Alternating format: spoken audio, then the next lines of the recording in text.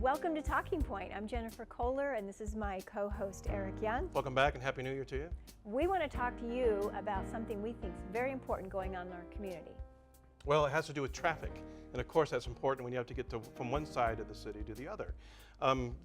We've had some traffic improvements here with the Dixie Drive improvement off of I-15, certainly with the Diverge Diamond interchange that's happening now with St. George Boulevard as it goes over I-15. But then we've had the flyover that happens at Snow Canyon Parkway and Bluff Street, and that's opened up a can of worms when it comes to what's going to happen with the rest of Bluff Street. What's going to go on there, That Jen? structure feels like overkill to me, frankly. And why is that? It just feels like it's unnecessary, like it's a big monolithic structure that would make sense with a lot of traffic on it, but doesn't make sense to me now. Yeah, well, there are a couple more projects in the pipeline to happen on Bluff Street, one having to do with Sunset Boulevard coming into Bluff Street, and the other one having to do with with St. George Boulevard coming into Bluff Street.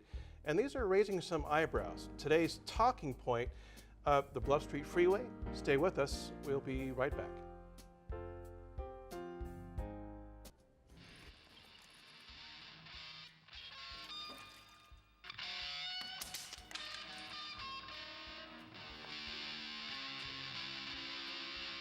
That sounds awful.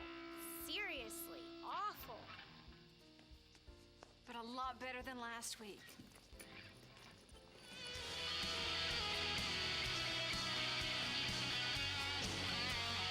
We weren't born to follow.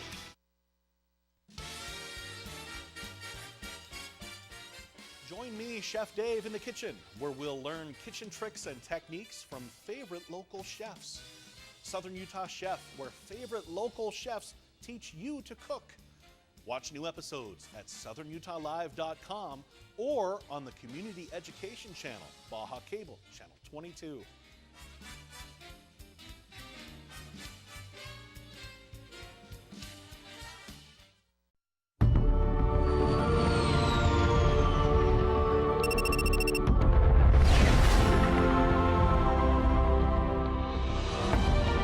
This sector's clear, Captain.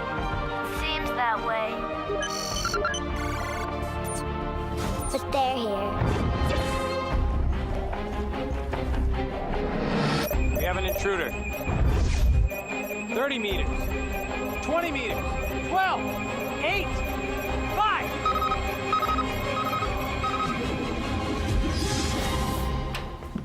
I thought you guys were cleaning out here. Oh, we are. We're sweeping. Yeah, for space aliens. Yeah, for space aliens. Well, good luck with that. Imagine what a little time can do for your family. I think our work is done. From the Church of Jesus Christ of Latter-day Saints.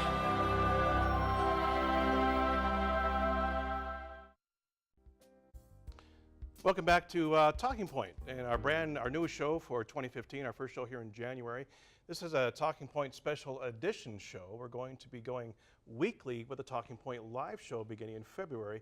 We're excited about that. Glad to have you join us. My name is Eric Young, and I'm here with my co-host, Jennifer Kohler. Hi, Jennifer. Hi, Eric. Happy New Year. Thank you. Welcome back. Thank you. I understand Disneyland will never be the same. Oh, we had a blast.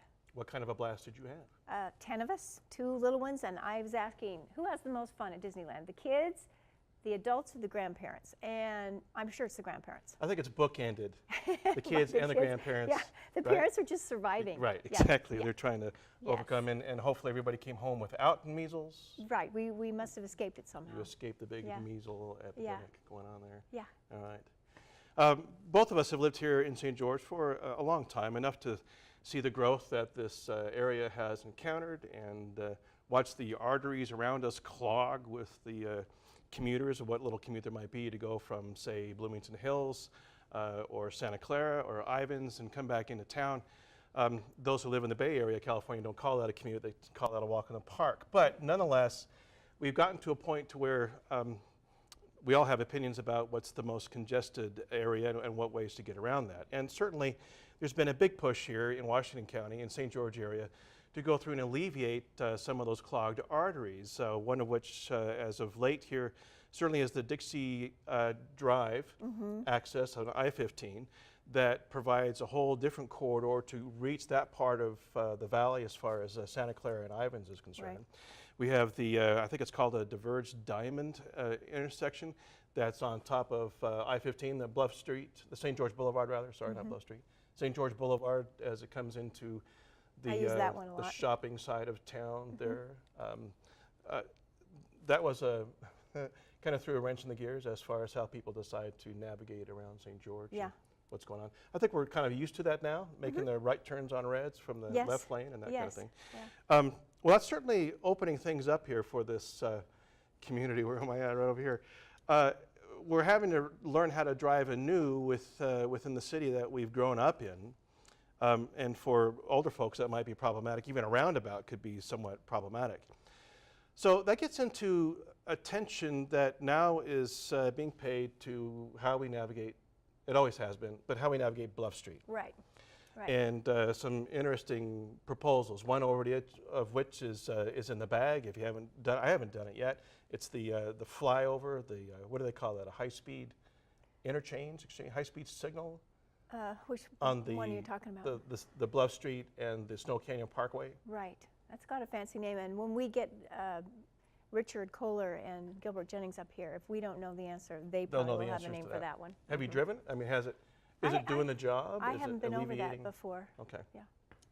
Well, it might sound kind of like a strange topic to bring up here on Talking Point, but we're bringing it here for a reason. One is this whole idea of a community conversation. Jen, Right. what does that mean? What are you talking about? What Talking Point's about is we want to model critical thinking when we're talking about problem solving, and we want to model good public discourse, effective public discourse. We think this is a perfect, like our Lake Powell, proposed Lake Powell pipeline. We think these topics that affect our community are perfect for dialogue and public input and public discourse over these particular challenges and problems. So that's why we want to take it on for Talking Point.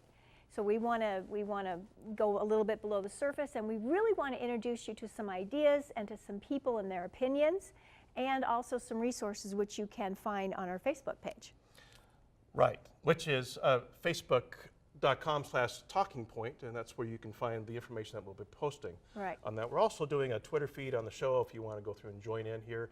This is a live show. It's live right now. Obviously, it'll be tape delayed for rebroadcast that way, but you can always join our conversation on our Twitter page with the hashtag Bluff Street that way. So let me get back to the critical ideas here that you're talking about from a critical thinking standpoint.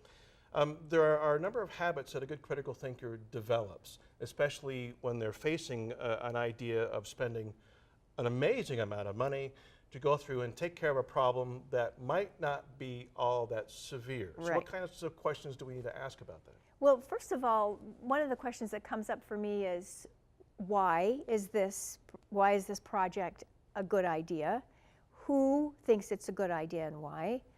What alternatives are there to a particular problem? And in this case, we're talking about how to navigate Bluff Street. So the project being virtually turning Bluff Street into a freeway. And that might be debatable, and we're gonna explain why we're using the word freeway, because that's an important word to use. Because I'm thinking 10 lanes. Well, a commuter rail going down the middle.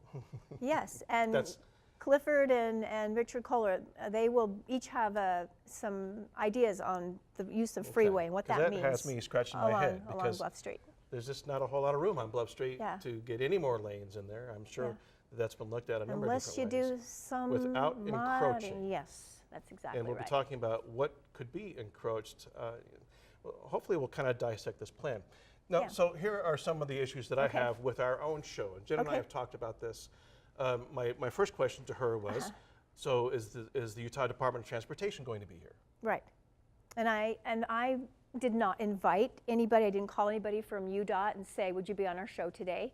My main reason for that is I don't like to have too many people on a show so that you have someone come and all they get is a little soundbite and then on to the next person for their contribution. You were afraid they wouldn't have been given enough time to go through and defend their or position. the guests that we have. So we might be seeing another Talking we Point could, special edition coming if on. there was an interest, especially on the part of UDOT, to say, well, we want our turn to present our point of view, we would say, absolutely, Okay. we will do a show for you. But as it is, I thought we have enough people, and I want to have time to plumb their minds, if Right. you will. So, Yes. and then we have those involved with St. George City government as well. Yes, they would be obvious guests as well. Noticeably absent for the show. And here's what I think. I think that once this show airs and they have a chance to see what our guests Okay. think, that then they would be well prepared if they chose to be on a show So as this well. is a poke. Okay. Is that what this is? Are we it's- poking right now? It's a little poke at you, Dot, I'll be totally honest, Good. because I've gotten the impression over the last 2 or 3 years that might be being pushed around a little bit. Okay. So I'm sort of poking back. All right, well, good. There's nothing wrong with poking back. Yeah. We'll be right back with our interview with Gilbert Jennings as we talk about this concept of Bluff Street Freeway. Join us. We'll be back in 2 minutes. Good.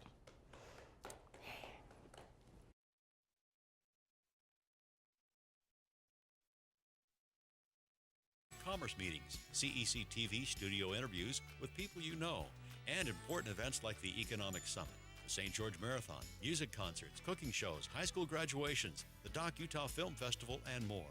Go to southernutahlive.com for live streaming and video on demand.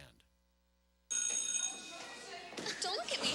Your hair's a bit frizzy today. Oh, you should pick that up. Oh, you're such a dork, loser. Here, let me help you with that. Oops. Every day, kids witness bullying. Oh, look. Your crush is looking at you. Poor you.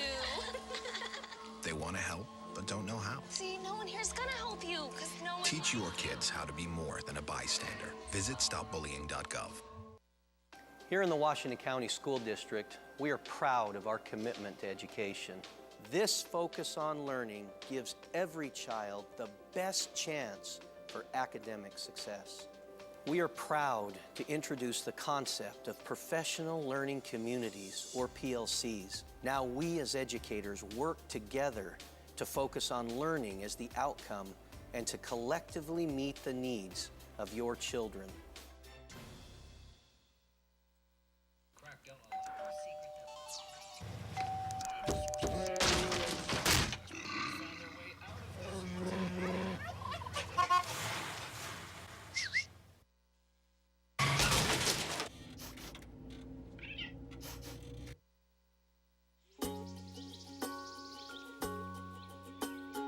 Getting closer to nature can get you closer to your family.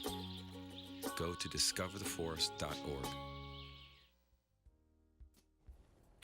Welcome back to Talking Point. We have Gilbert Jennings with us as our guest, and we are talking about the Bluff Street Freeway ? So Gilbert, would you just tell us a little bit about your experience around this project, why you're interested in it in the first place, and a little bit about your background? Well, I'm a native St. George guy, and our families go back clear to the, founding fathers, if you will, of St. George. And my grandparents on all sides were part of the original pioneers in St. George. Over the years, as I grew up as a young man, my father was in business in St. George and participated in the community, and we operated a business at the corner of Sunset Boulevard and Bluff Street for many, many years. And the family owned property there dating back to the early 1950s. And so over the years, we've changed a little bit, and now we own and manage with partners, a number of partners, but a commercial project on the corner of Sunset and Bluff Streets called Sunset Corner, if you will. That's where I go to the movies. Yes. Okay. At the Stadium 8 movie theaters Right, there. right. Number of other businesses, the Right. Panda Express, I've for been instance. in there. I've been in The a Egg lot and of- I. Costa Yes. Vida, Costa the Egg and Vida. I, the Gun Starbucks. Barrel, Starbucks, those kinds of businesses. So because of that location, we're very interested in the situation that's going on there.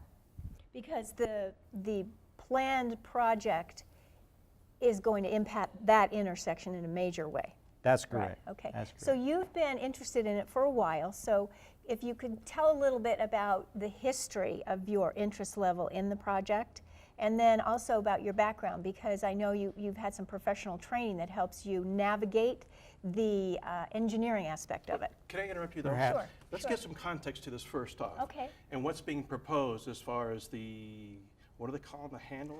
The whole idea of the project. I know we have a graphic coming up into this, but We to do, give our yeah. audience just first off an example Okay. of what is it they're talking about doing there.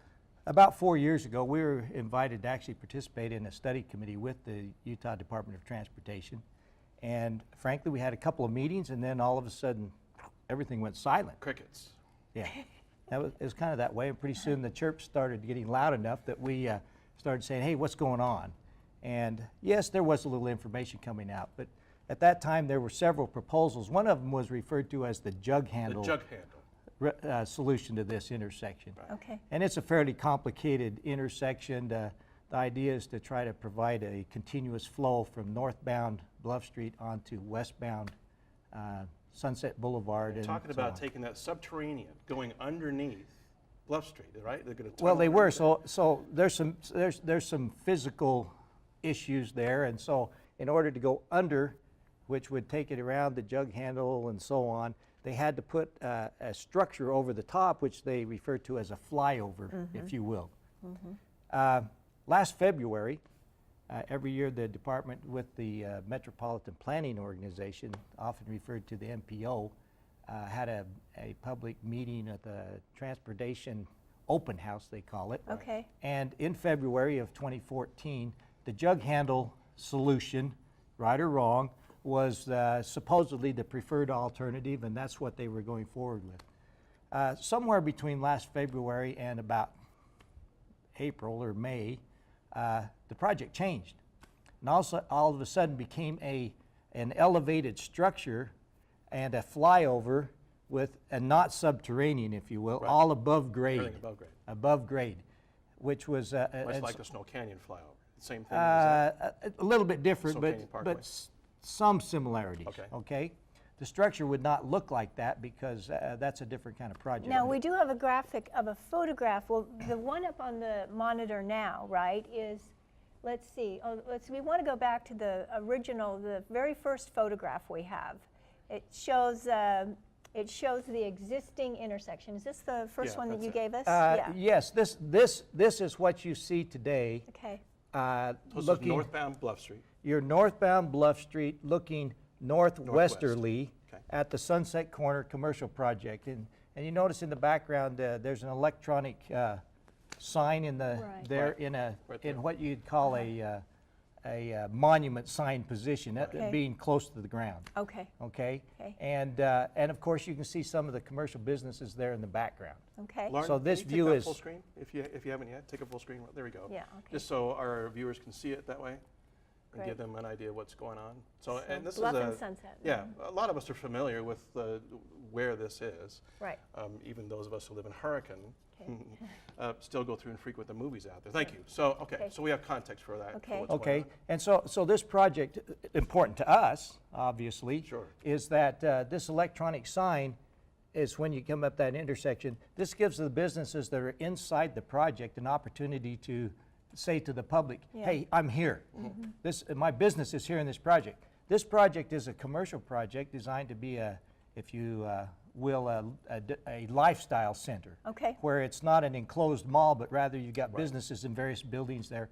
But in order to access those businesses, you have to get off the highway, come internal to the project, and then access the business from inside the project. Right. There's no direct access from any street like you would have along St. George With Boulevard or the Bluff Street revised now. plan that they're putting out there. Yeah, You're- no, right now. Right now. Right now, Okay, today. all right.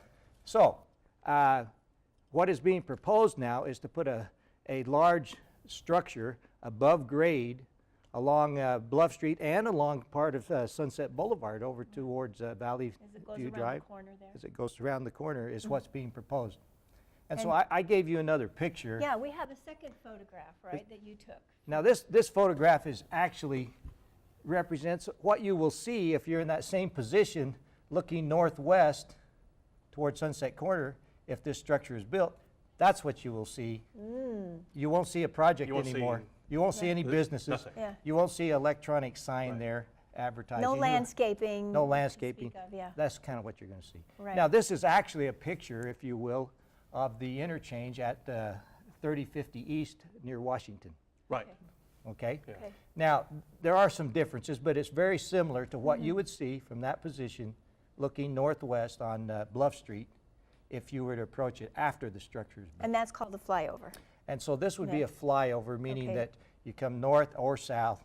Or the northbound would not go over the structure, but the southbound southbound traffic would fly over the traffic that's going westbound on Sunset. So that Okay. completely obscures anybody's view going northbound to see what's happening on In the our Sunset commercial County project. commercial project. Plus, it's just so non-pedestrian. I mean, it's just so, stay out of here unless you're a car. Anyway, okay.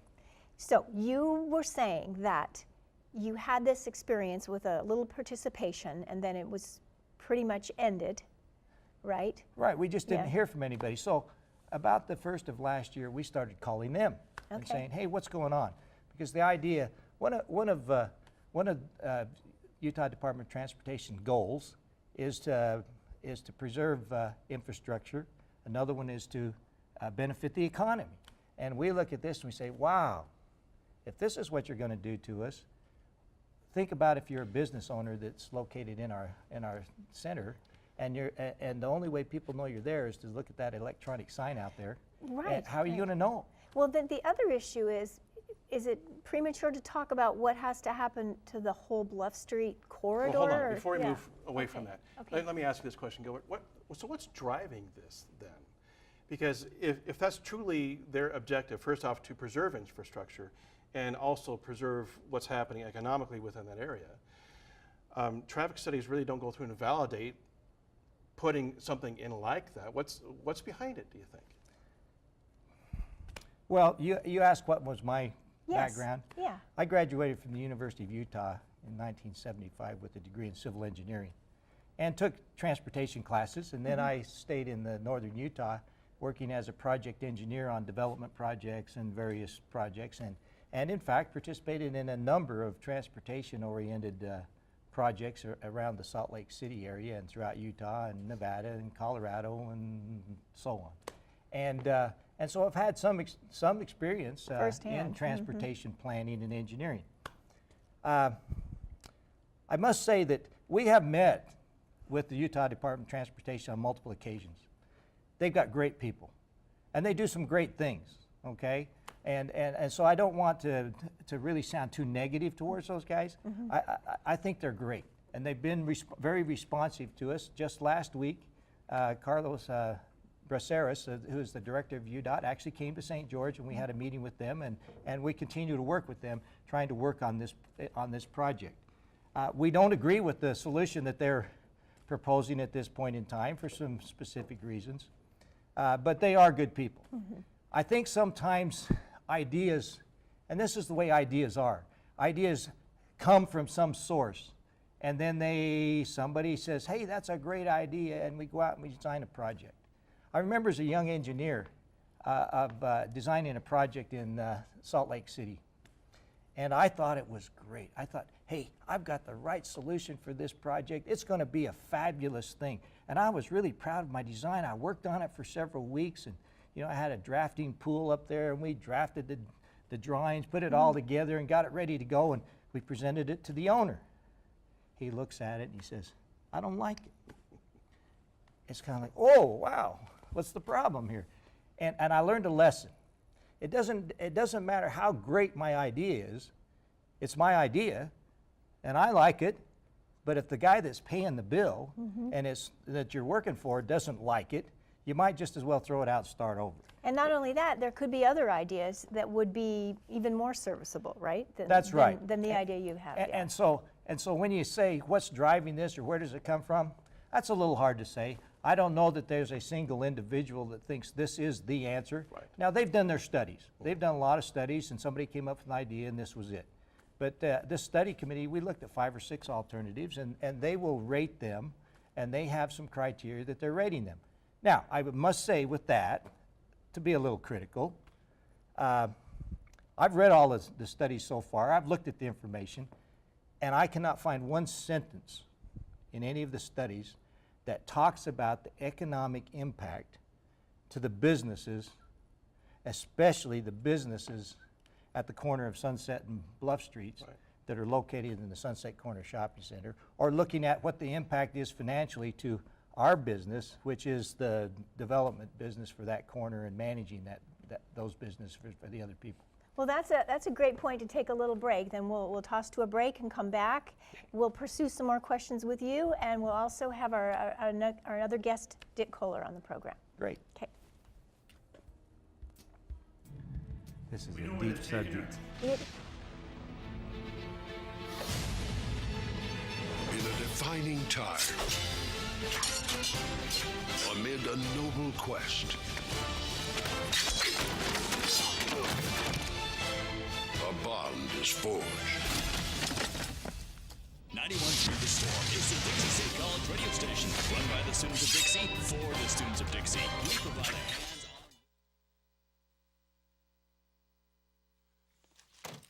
Wow, college already. Yeah. We gotta go. I love you. I love you too, Daddy. And thanks for everything. Gratitude. Pass it on. A message from the Foundation for a Better Life. 91.3 The Storm is the Dixie State College radio station, run by the students of Dixie for the students of Dixie. We provide a hands-on learning environment for radio, while at the same time broadcasting information regarding Dixie College and the club's events and activities therein. 91.3 The Storm plays current music like Gautier, Maroon 5, and Flo Rida. We also offer special programs by the DSCSA, Dixie Sun News, Red Storm Sports Report, and One Voice. 91.3 The Storm. We are Dixie. Welcome back to Talking Point. This is a special edition. We're talking about the prospect or the idea of a Bluff Street freeway, or certainly changes that will happen on Bluff Street to handle the amount of congestion and traffic, one of this area's biggest problems out here, or is it? That's one of the critical questions we're asking here at Talking Point. We've just talked to Gilbert Jennings, who is a business developer and a longtime resident here of the area, multi-generational in that respect, who gave us some insight as to what's going on at the St. George Boulevard and, the Bluff Street and Sunset Boulevard, there we go, intersection. There's some other ideas floating around out there as well. And so that's why we have Richard Kohler here joining us. Jen, you know Richard a little bit better than I do. Should I introduce him? Because he is your partner in crime. He is my partner in crime. He's my husband. And one of the major impetus for me suggesting this particular subject is I've been listening to him talk about this project and work on interacting with government around this project for maybe 3 years? 4 years. We own a condominium unit along Bluff Street, right at that intersection.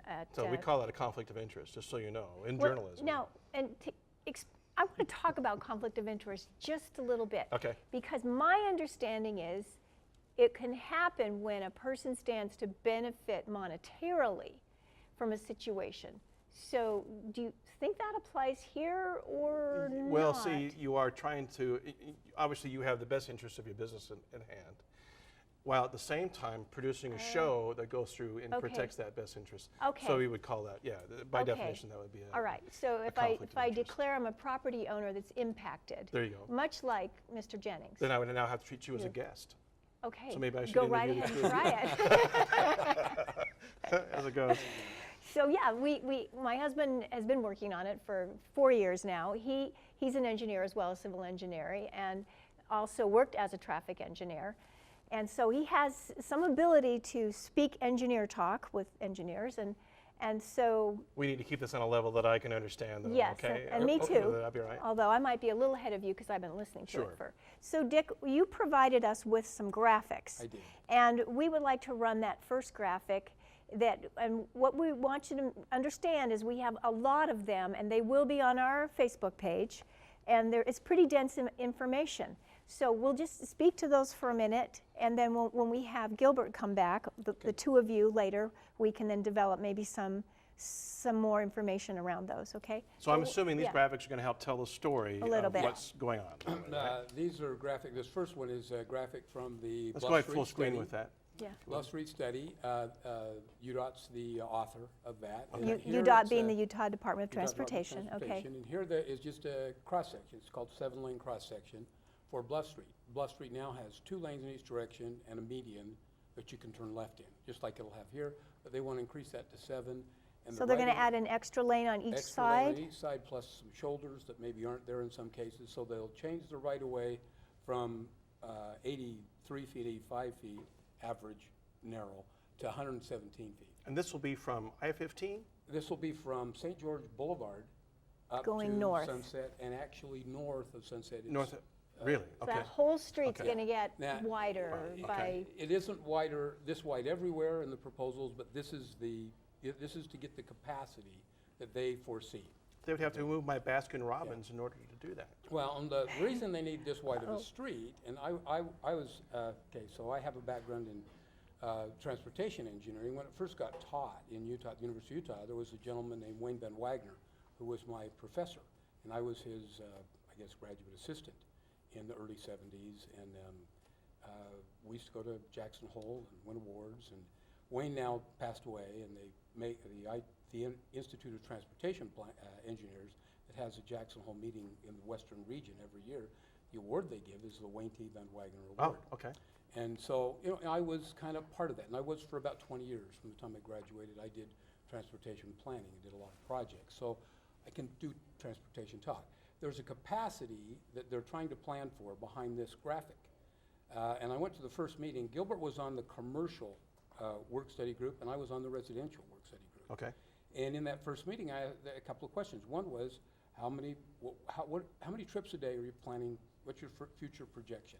And they told me 71,000 cars a day. And I said, that's a freeway.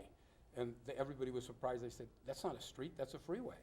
And I said, you can't do in Utah anything over 60,000 cars a day is only accommodated on a free flow, freeway, access control. You can't get on unless you came on an on-ramp.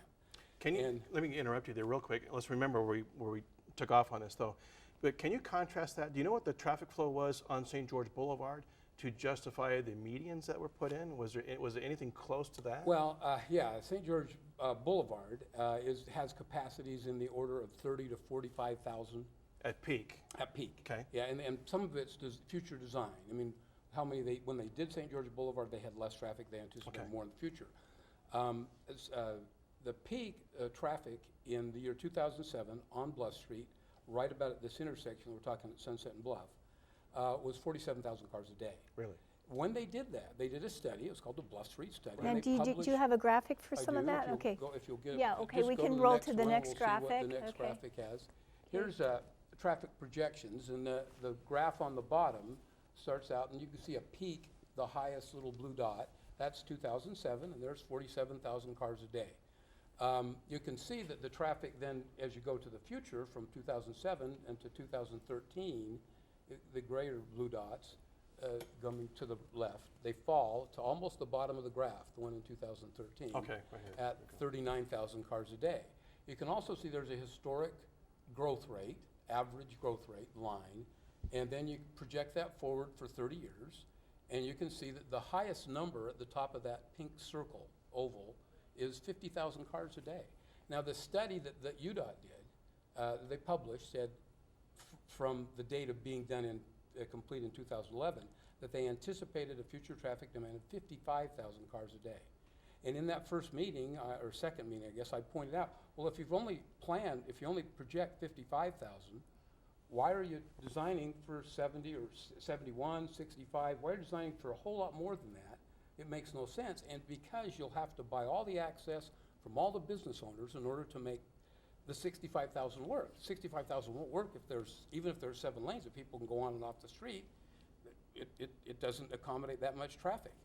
And it was kind of a rough little, I'm talking as somewhat of a knowledgeable person, and they're saying, are you sure that's true to me? And I'm saying, yes, it is. And by the way, your traffic volumes are falling because you've done other projects. You've done Dixie Drive interchange, which will divert traffic off Bluff Street. And you have a graph, don't you have a? Well, this one, the top of it, there's a little chart. Oh, at the very It's from top. the UDOT study. Okay. And it says that in the year after they opened Dixie Drive interchange, so the traffic at this location, Sunset and Bluff, fell off by 13 to 14%. Okay, I was going to ask you about the numbers there. Yeah, 13 to 14%. and that's a significant number. So and I didn't know that. 20,000 automobiles Yeah, when I did the diverted that way? graph below, I didn't know that. And if the one below, above, the lowest number on the chart, which is right at the bottom line of the pink kind of thin line graphic, is about 39,000 cars a day. Okay, the chart above, the little bubble from their study says that the average annual traffic would only be 30,000 cars a day. Well, that's even lower. Yes, that is. Yeah, and so we started at 47, and they're saying 30. Now, I don't know if 30 is true. I believe 38, 39 is probably the average annual traffic. But we've lost, in any case, from 47 peak, we've lost 8,000 or 9,000 cars a day from 2007 to now. I can certainly 7 tell a years. difference So, the last few so years. why would you Yeah. plan for 65,000 cars if you're going backwards? You have the opportunity to do something different. And so if we'll go to the next Okay. graphic, let's see what we got. All right. So I keep asking UDOT, and I've distributed this flyer, I'm the author of it, why would we use 65,000 cars a day? The only reason to use that number, which is above 60,000, is that you want to do a freeway. Well, the thing that I know is the last national franchise business that was built along Bluff Street that I'm aware of in this segment was Neaters. It was built in 2011. Right. Since then, nobody's made any big capital investment. And you heard Gilbert talk about his difficulties with Sunset Corner and access if they do what they're planning to do. Well, the big money knows that somebody's planning for 65,000 cars a day. If I own the Lexington Hotel, am I going to upgrade it? Because no, because someday it's going to be 65. That's why I'm asking means that question. Yeah. I'm limited, and I'm What- not going to have access anymore, and my business is going to have to go away. I've been pointing that out for a number of years now, to UDOT, that it's an incompatible objective. First of all, with their own study and their own environmental assessment only says 54,000 Maybe they have a cars lot day. invested in earlier studies Then that to me, makes this it is difficult to atypical of change. UDOT. I mean, Yeah. I know the UDOT process. Something what happened in this early on. Someone got these high numbers and they didn't realize what they meant, but they just kept going. And when I pointed it out, Dana Meyer is the UDOT transportation planning official in Region 4, Southern Utah. And Dana understands. I met with him this last summer when they were changing from jug handle to flyover with intersection on top. And it's already been done. The answer I keep getting is, well, it's already been done. It's already too far down the road. We've already done the environmental assessment. We can't change. We can't think. We can't take into account what's really happened.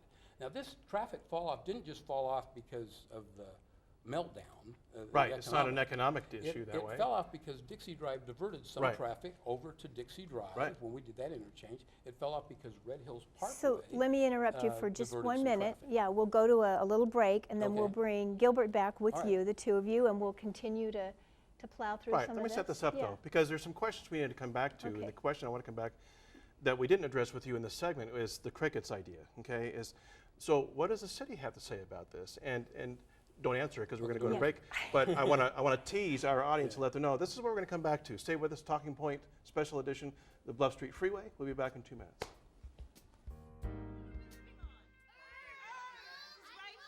What do you think it would be like to teach?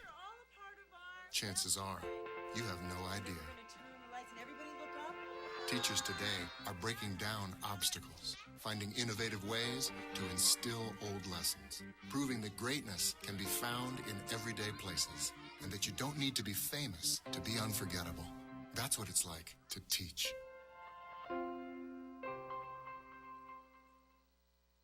SouthernUtahLive.com brings you live streaming and archived on-demand free video, including community and cultural events, local high school and DSU sports, city council, county commission, and chamber of commerce meetings, CEC TV studio interviews with people you know, and important events like the Economic Summit, the St. George Marathon, music concerts, cooking shows, high school graduations, the Doc Utah Film Festival, and more.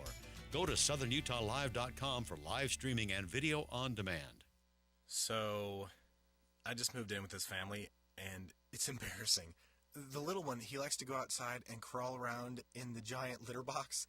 I don't know what he's doing. I mean, I was born and I knew how to use the litter box. Look at that. That's disgusting. Oh, poop already. You're making me nervous. Oh, okay, I can't look at this anymore. I really hope he grows out of this, for his sake. All right, you ready for some baseball trivia? Let's do it. What year produced the most no-hit games in the big leagues? 7 no-hitters in 1990. Wow, that's right. Now a question that's not trivial. How many children will witness bullying this year? Huh. The answer? 3 out of 4. 75%? That's right. How many of them will say something? Kids want to help, but don't know how. Teach them how to stop bullying and be more than a bystander at stopbullying.gov. Welcome back to Talking Point. I'm Eric Young, here with my co-host Jennifer Kohler. We have special guests here today with us as well as we talk about the idea of the Bluff Street Freeway, and it's an interesting concept to discuss. We have Richard Kohler here, along with Gilbert Jennings. And if you want to join the conversation, you can text us or tweet us your question or your input here.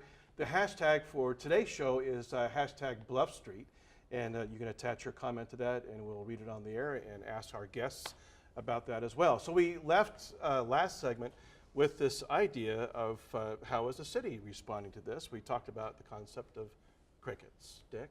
Crickets, meaning chirping. Noises. Meaning nothing. Well, yeah, no response. There was a public hearing in February of 2012, and it was well attended enough they had to do it in double sessions at the city offices. Probably 50 So people almost 3 plus. years ago. Yeah, we're talking three some years. time has passed. And they proposed at the time their preferred solution, the UDOT Judgment did, intersection, okay. UDOT, and it was almost not just that one, but there was an intersection proposed for St. George Boulevard and Bluff Street, and the widening was proposed. And almost universally, of say 100 people that were there attending and gave comments, only one that I remember made a positive comment about the proposals. And nonetheless, it just ran forward. Now, I've been in contact with Mayor Pike, Gil Almquist, Jimmy Hughes, other city council government officials, as has Gilbert Jennings, as I know, talked to a number of elected officials. Now, we've had, admittedly, an administrative change in that time as well, with Mayor John Pike coming in, Mayor MacArthur Yeah, it was coming out. Mayor MacArthur at the beginning, and then John later, and John was city councilman first, and that public hearing was attended by John and Gil and Gail Bunker at the time.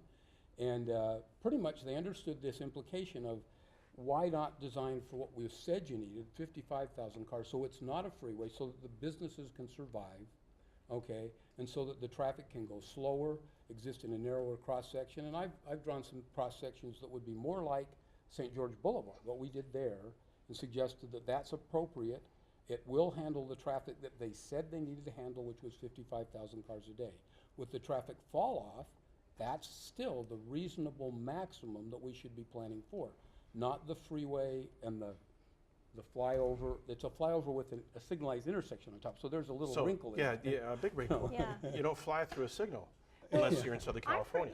You brought up what's the reaction of the city. We also, I don't know if the county commissioners, at the end of our last graphic is a list of people who are stakeholders and are responsible to us as elected officials for having an input. But Gilbert made an interesting comment on the phone to me.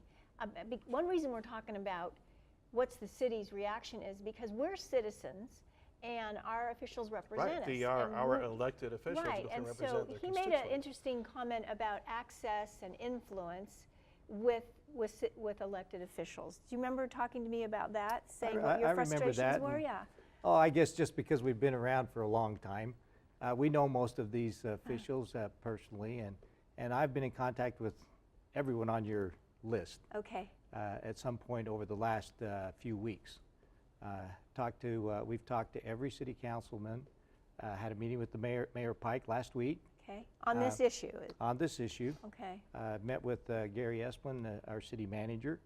I've met with Steve Urquhart, Senator Urquhart, state senator. State senator. Met with Don Ibsen, who is our state representative, at least the representative for that portion of the city where our project is located. And so we've met with all of them. Are the county commissioners involved in this at all? This well, process? they are, and we've had meetings with our new county commissioner,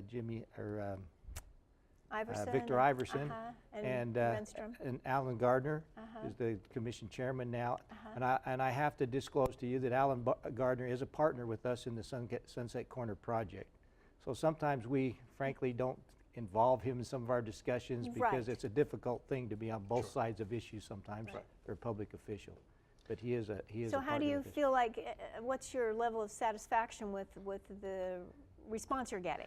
As I indicated, we had a meeting with Carlos Braceras last week, who's the director of UDOT, and we've met with Rick Torgerson, who is the district engineer, and they have assured us that this project is basically on hold.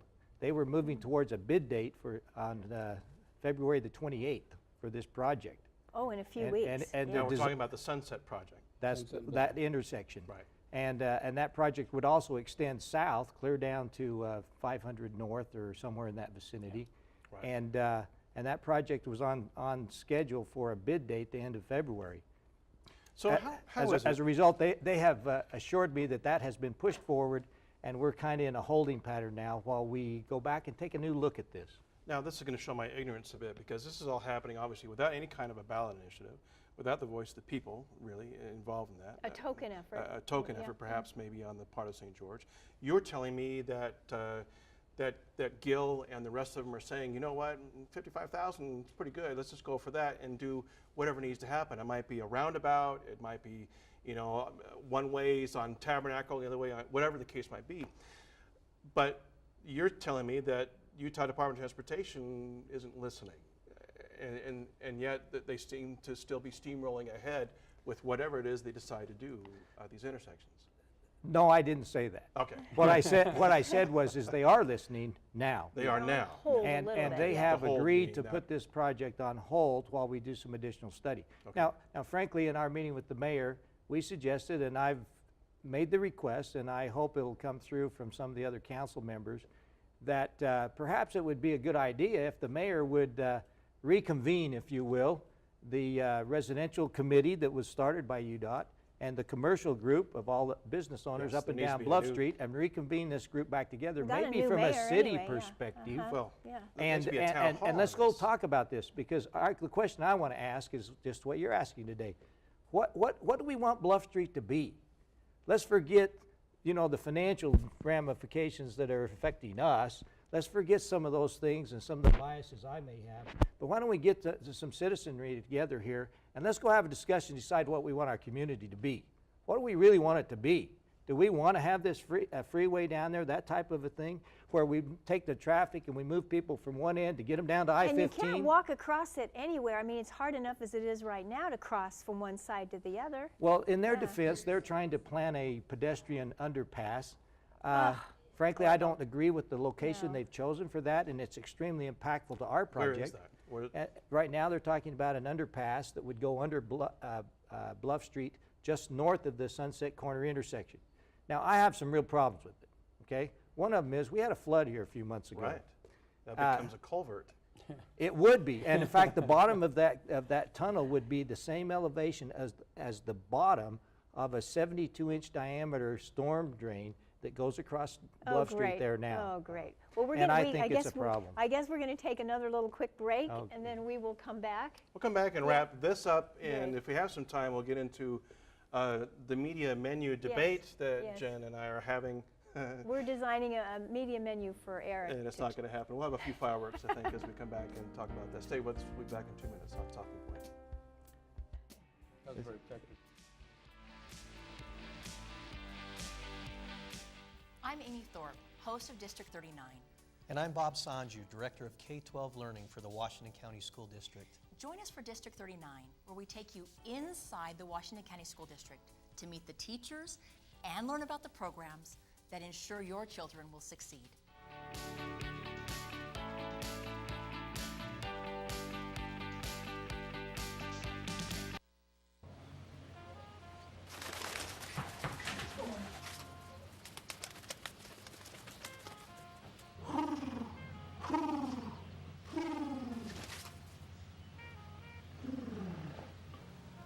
Be free. Nice, Dad. Nice, Dad. Nice, Dad. Charles! Nice, Dad. You don't have to be perfect to be a perfect parent. There are thousands of siblings in foster care who'll take you just as you are.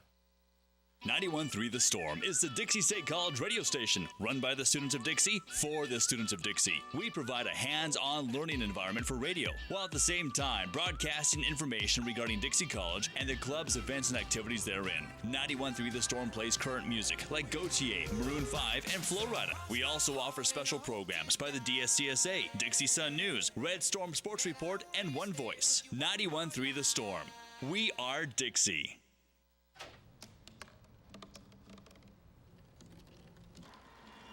Everybody has a dream.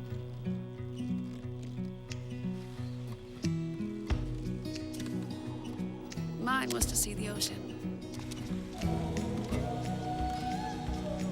And with a little help,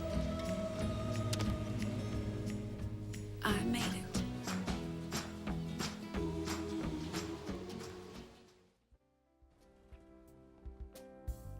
Welcome back to Talking Point Special Edition. We're talking about the Bluff Street Freeway. We've had a fascinating conversation with our guests, Richard Kohler and Gilbert Jennings.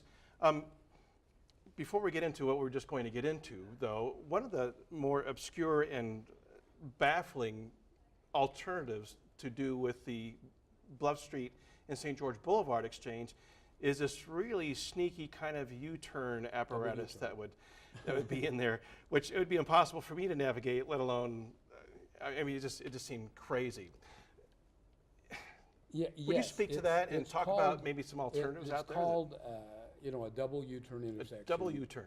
And basically, you go through the intersection and to turn left. You go up a block or so, make a U-turn, and then come back and turn right. But why not just go down Tabernacle? Yeah, I mean, there's some reasons that has never received public, much public support.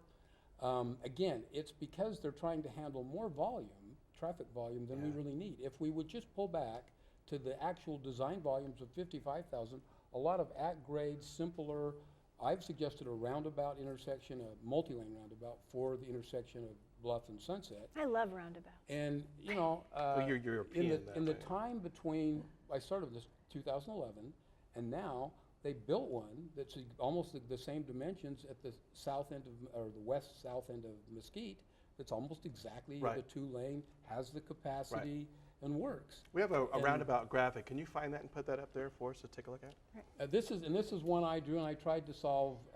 You can see the Sunset Corners project upper side, and you can see the Sunstone project to the right, and the golf course in the upper right-hand corner.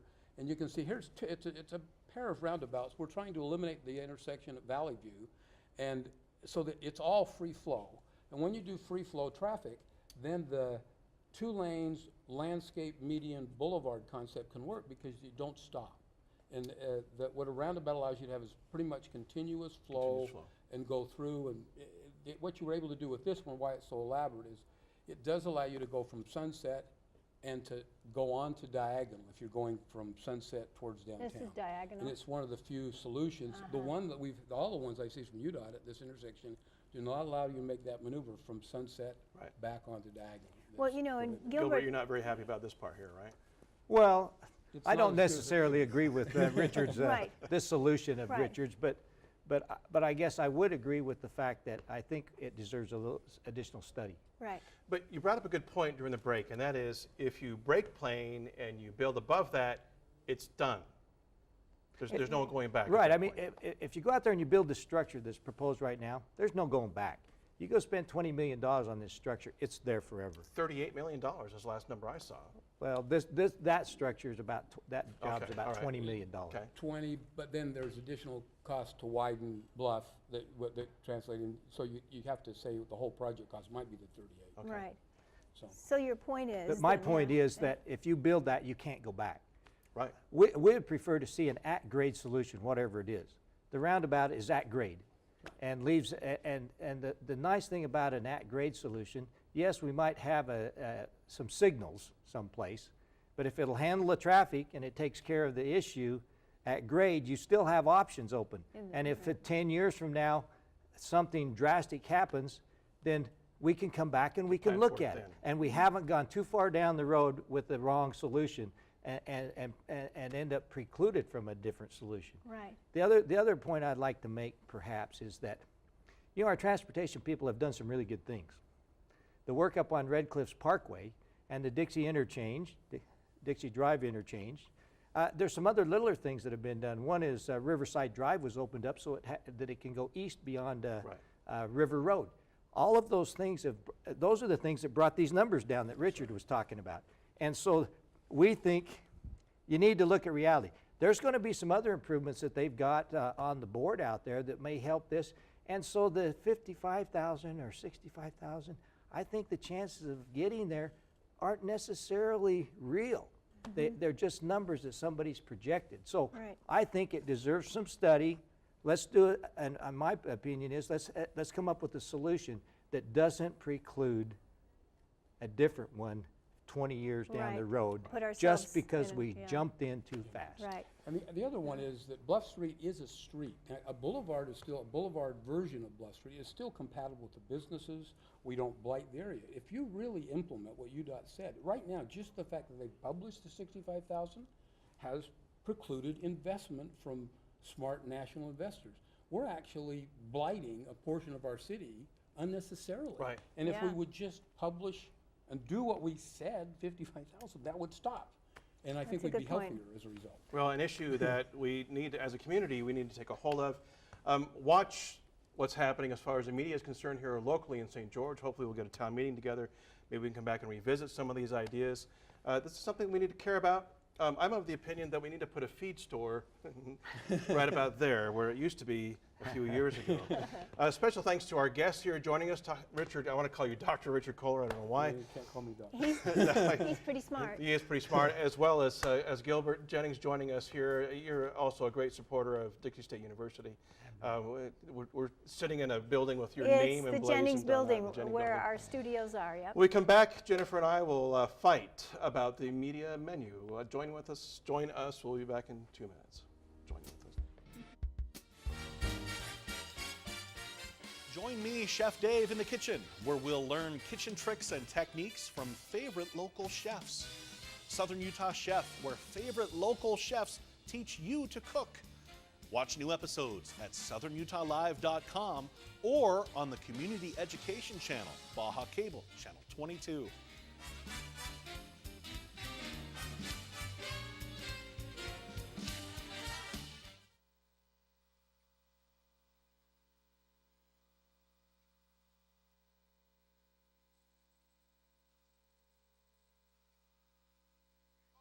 Here in the Washington County School District, we are proud of our commitment to education.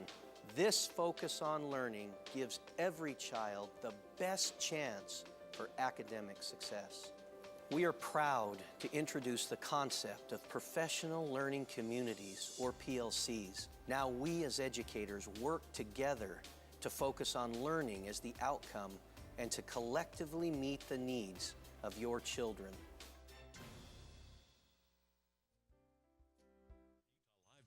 Brings you live streaming and archived on-demand free video, including community and cultural events, local high school and DSU sports, city council, county commission, and chamber of commerce meetings, CEC TV studio interviews with people you know, and important events like the Economic Summit, the St. George Marathon, music concerts, cooking shows, high school graduations, the Doc Utah Film Festival, and more. Go to southernutahlive.com for live streaming and video on demand. Welcome back. We'll wrap things up here with a little bit of talk about the media menu. You know, I wish you didn't look so happy that we've run out of time to talk about your media diet. And I think you keep hoping it's going to go away and that I'm going to lose interest in it, but I'm just refining it. I'm just adding all kinds of great reading for you and things to listen to, and we'll get there. We'll get there. And you're expecting me to go through and I think do the same? I think when yes, I think it's just an experiment, right? I had an opportunity over the weekend to go see A Prairie Home Companion, the taping of that show live, in San Francisco, the Norse Theater. And I thought, while I was sitting in that theater, there's no way I'm going to change from my habits that I have, not just from a standpoint of the entertainment and what I enjoy about that, but also from a standpoint is I don't think I'll feel grounded if I did that. If you missed out on Prairie Home Companion. You know, it's so interesting how we You wouldn't take me away from that, though, right? Here's what we ought to do. When we're designing a diet, whether it's a food diet or a media diet, we need to have time, you know, we need to have our days where we get to do what we want. Right. So I'll bear that in mind. Gotcha. Okay. All right. Thanks for joining us. We'll see you hopefully in February with the next Talking Point Special Edition. I'm Eric Young with my partner, Jennifer Kohler. Thanks for being here.